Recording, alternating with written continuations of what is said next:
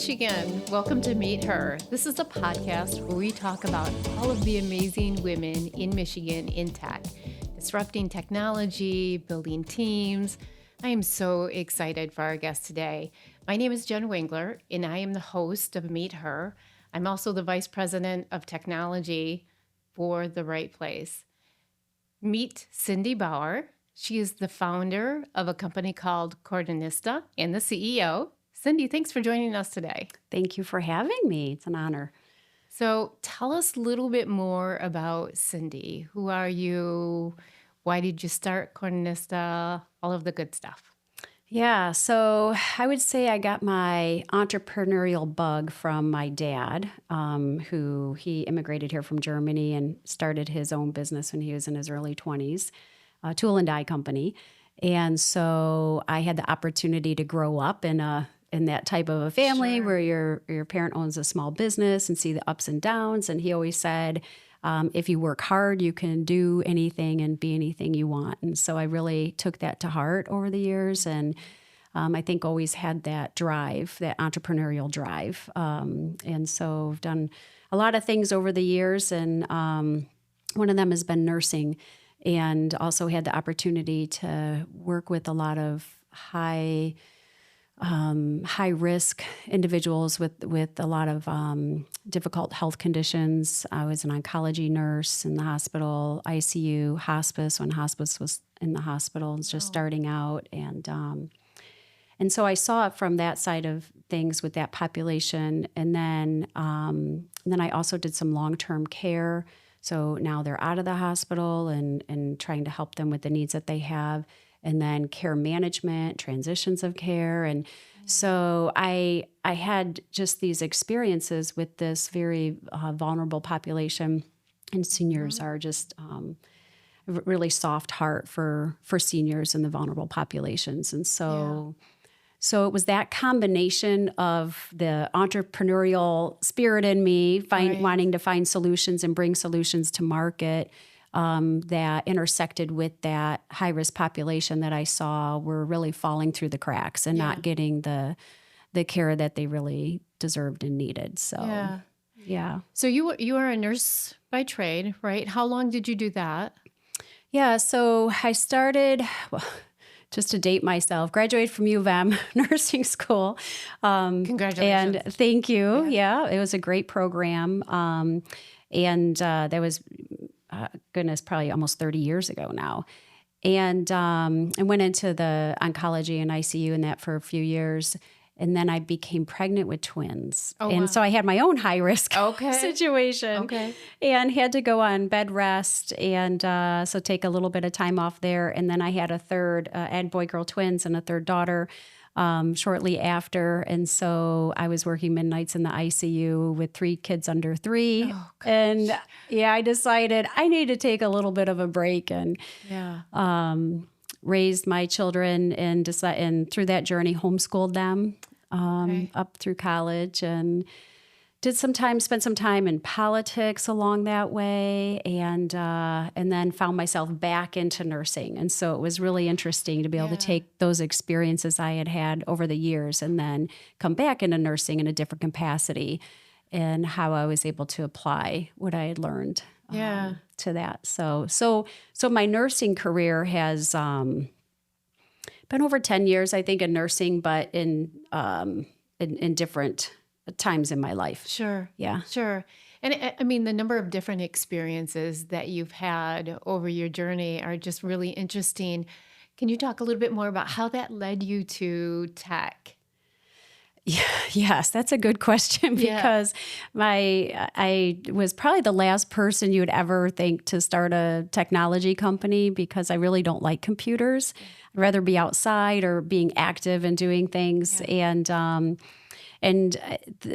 way I kind of found myself going in the direction of technology was I had actually spent about 6 years using technology to help run ballot initiatives and campaigns and deploying resources, people out to knock on doors, make phone calls, and those kinds of things across the state. So there's different technologies that can help you manage that. And so when I went back into nursing, there were these parallels when I went into care management. And care management, for a lot of people don't know, health plans have thousands of members, and care managers have up to 350 of these members in their caseload. And so we were trying to go out and see them face to face in the field and make phone calls and do the similar, they're very similar, but we didn't have the technology to be able to help us do that. And so I applied what I knew from the field to nursing, and was able to help reduce readmissions of that patient population by over 30%. Oh, wow. Yeah. And so but then after that, the company that I was working for lost their contract in Michigan, and 150 of us lost our jobs, including me. Okay. But sometimes it's those moments in life that then are really, a blessing in disguise. Yeah. And so I was going to stand up a care management company because I had figured out how to do this better to help people not be readmitted to the hospital. Sure. But I couldn't find the technology that I would want my nurses to use. Yeah. And I looked and looked, and we had been using best-in-class technology platforms. And so that's when I decided, I guess I need to start with the technology. Yeah. And so that was over 5 years ago now. And it's been a fantastic journey. I've loved it. I found that I really love product development. Okay. It's been a lot of fun. So, yeah. Well, so let's talk more about that. I mean, I have to believe that in your industry, you have so many different users coming from different angles. When you're building a product that serves them all, clinicians and clients and, everybody else, how do you create one product that serves all of those different folks? Yeah, that's a great question, because there are a lot of stakeholders, various stakeholders. You have the clinicians and the nurses who are the users in the field who would use our platform and our mobile apps. And then you have the administrators, the supervisors, the managers who oversee those clinicians. And then, of course, you have the executives who want to see the benefit to the bottom line of the business. Sure. So the approach we've taken is getting feedback from those stakeholders at every level or every step of the process. And so I had first started with sketches of the idea and side papers all over my house, and then turned those into wireframes, taught myself how to do wireframes, and then started getting feedback from all those different stakeholders. Okay. So we got feedback into the design and the concept. And then we created a mobile, like a functional app that was like a prototype with fake patient data, dummy data in it, so that then they could get it in their hands. Yeah. And use it, and then give us feedback from that too. And so then the same thing with the MVP, that as we were developing, continuously doing customer discovery and getting feedback from the various markets. And one thing that's unique about Coordinista is we're also bring value across healthcare markets. So healthcare is very siloed, and you have hospice, you have home health care, you have hospital, and so we're able to bring value across markets. So not only do we have different stakeholders, but each of those markets might look a little differently too. And so we've been getting feedback from across the markets. So Cindy, any big win that you're excited about in the past year? Oh, in the past year, we've had a great year. Completing our MVP, which is called a minimal viable product. And when everyone sees our MVP, they're blown away. They're like, wow, I wasn't expecting this, because you think of something really small. But because we're in healthcare, there's a higher standard of what you need to go to market. Sure. HIPAA compliance, security, all of that. But then because of these different stakeholders and us wanting to make sure we're bringing value to each stakeholder, we created a full end-to-end solution platform for caseload management and care delivery in the field. And so it's a very robust platform. And so getting that completed was a huge milestone for us. Yeah, absolutely. Yeah. And then also getting our pilots lined up. And so we also completed a proof of concept here in Michigan with a physical therapy and wellness provider here in Michigan, which was awesome. Thank you. And then now we have our pilots that are lining up for in Michigan, in California, in Florida as well. And now we have some conversations in Texas. And so getting those pilots lined up to launch is our next big milestones. And then also we brought on some really key partners because Crucial. Going to market, a key part of that for us is strategic partnerships. Yeah. And so we brought on some key partners. One in California in the payer markets, and just had a great conversation with another partner. It looks like we'll be bringing on board too in the on the payer and health plan and insurance markets. So let's talk about that, because that's crucial, right? Bringing on the timing of it, and then getting the right partner in the rooms. Can you talk a little bit more about how you did that? Yeah. So what's interesting is a lot of the traction and interest so far has been people coming to us. And so while I've been kind of head down and developing the platform, people have started to hear about what we're doing. And for example, the last partner came from, I had done a consulting project for a health system in California, and the project manager on that project is working with some other consulting groups, and so they reached out to us knowing what we were doing and felt like it would be a good fit for the clients that they have. And so some of it has been just the connections and interactions that I've already had in the industry. Yeah. And the other is everybody sees that healthcare is becoming more decentralized. Yeah. And so what does that look like and what does that mean? There's somewhat of a new frontier. Absolutely. And everybody wants to be on that cutting edge of what's going to bring you there and that technology. Right. And so I think that's a couple of the reasons why we've gotten the interest that we have so early on. Yeah, timing is right. Yeah. So are you self-funded? Have you been self-funded? We're in a pre-seed raise, and so we have raised money through First Family Friends and Network, and on a convertible note, and then also now we're getting some traction with institutional investors here in Michigan. So some angel groups and VC groups, and we'll be closing our funding round on November 30th. Nice. So that's the plan. Yeah. I mean, where have you found success with that, right? So you're in Kalamazoo, correct? Kalamazoo. Yep. So where have you went to seek out funding, and where have you found success?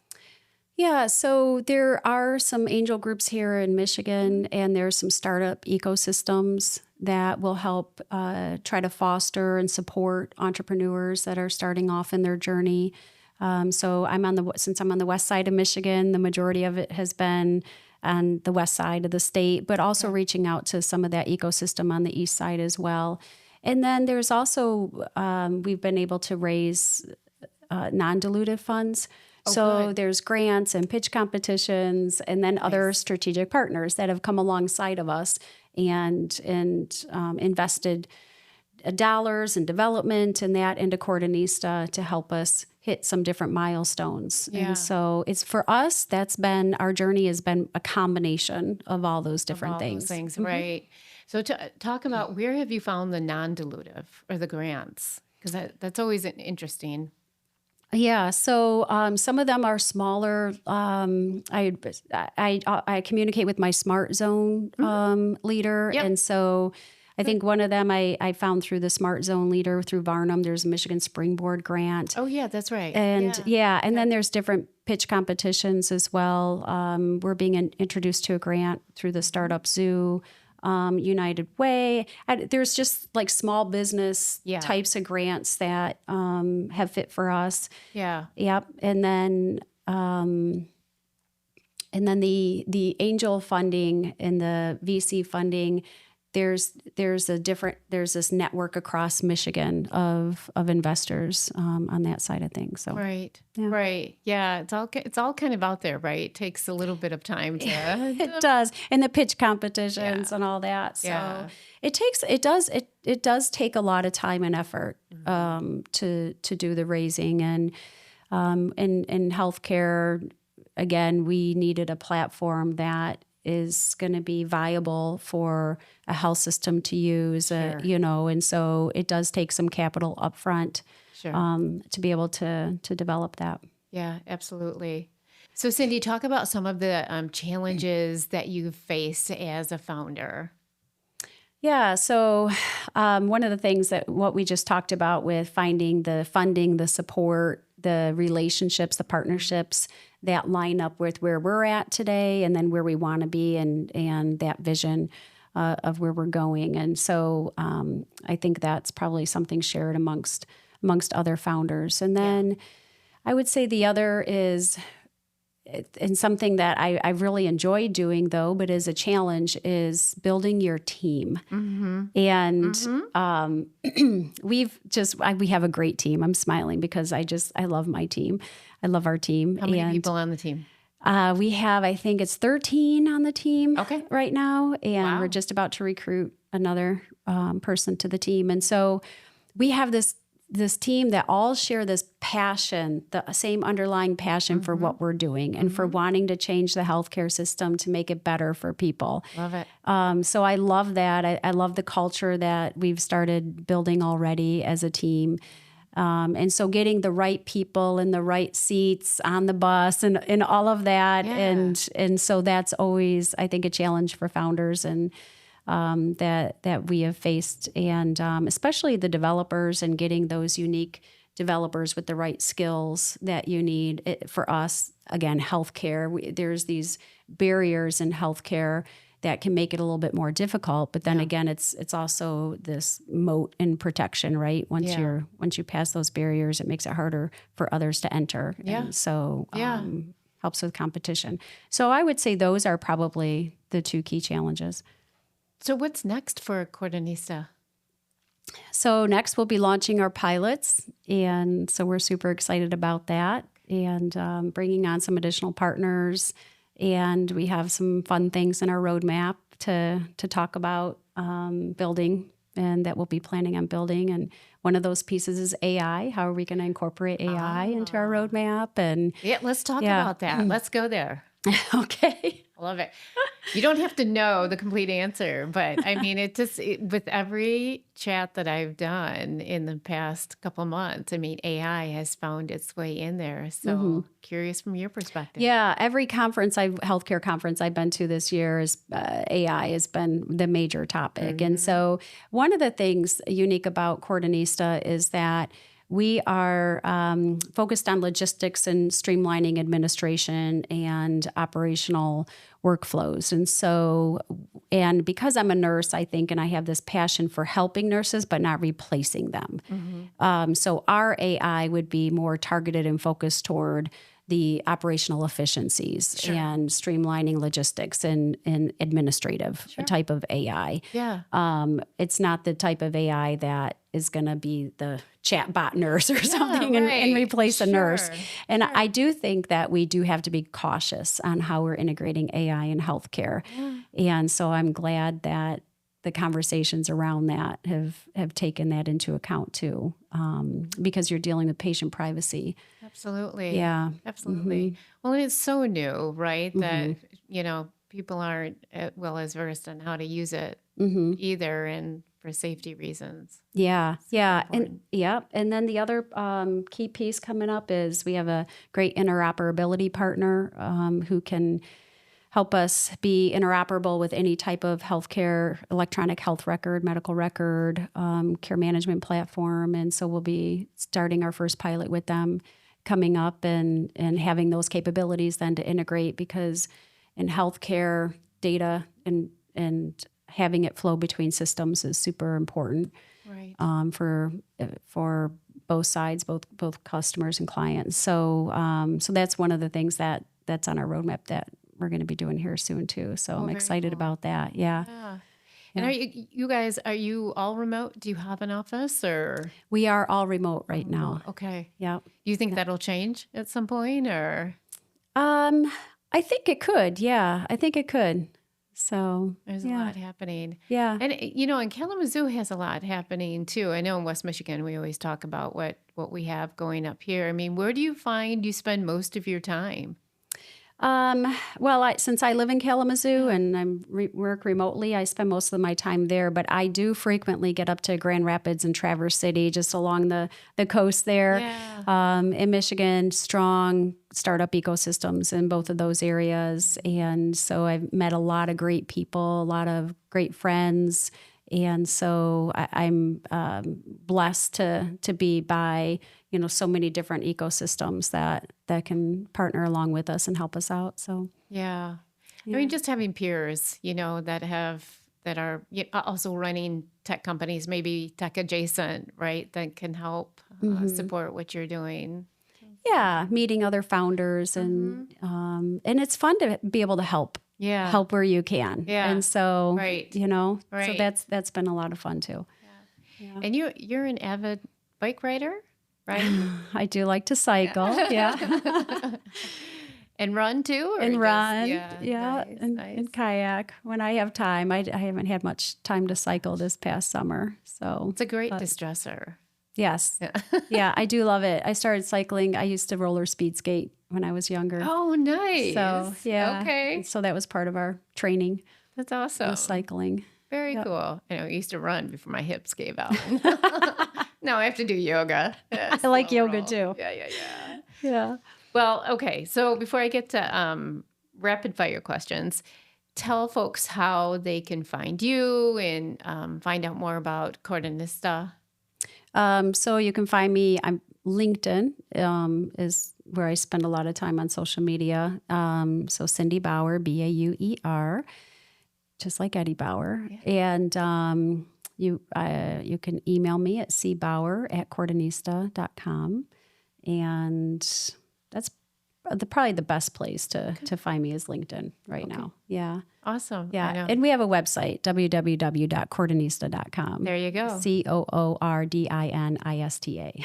Wonderful. Okay. Yep. Rapid fire questions. Are you ready? Okay. All right. I don't know if I am or not. I don't think I have a choice. Right. I think you're just going to do it anyway. The way that I position that, it's scary. Okay. Favorite book? Oh, favorite book. Actually, right now I'm reading a great book by Dr. Casey Means called Good Energy. So, but A Man's Search for Meaning by Viktor Frankl is a good book too. Very like. Cool. So, I like that. Search for meaning. All right. Yeah. That's a good one. All right.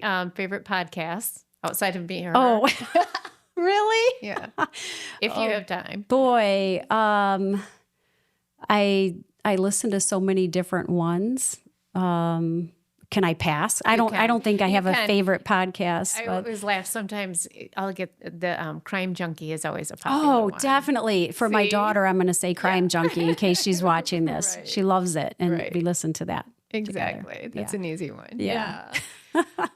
Well, and I always like to ask this question, but what gives you joy today? What gives me joy today? My faith, I really feel like if we have breath in our lungs, we have purpose in our life. Yeah. And so I feel like I'm going to go after the purpose I'm here for and try to help people in their lives. And so that's what drives me every day. You're definitely doing that through tech. I love through it. tech. Crazy. Yeah. Well, can I say something really quick, even though it's rapid fire? Because tech, absolutely. So when we consult and help other organizations, we look at people, process, and technology. Technology is part of it, but it intersects with people and process. Yeah. So tech happens to be part of the solution that we're really bringing, if that makes sense. And we touch all of those different pieces to be able to bring it all together. Yeah, the tech just happens to help you do it faster and more efficiently and all of that. Yeah, no, great point. Yeah. Great way to end. Yeah. I love it. Cindy Bauer, thank you for joining us. It's just, I admire you so much, and I loved watching you on your journey. I think it's inspirational for all of the young women out there, for all of the nurses out there that are looking at, what happens when I get, too old to, do the work that I'm doing physically, and I want to start something different. it's just inspirational for them to be able to see you and what you're doing and your success. So thank you for being a bright light. Thank you. Thank you for having me on today.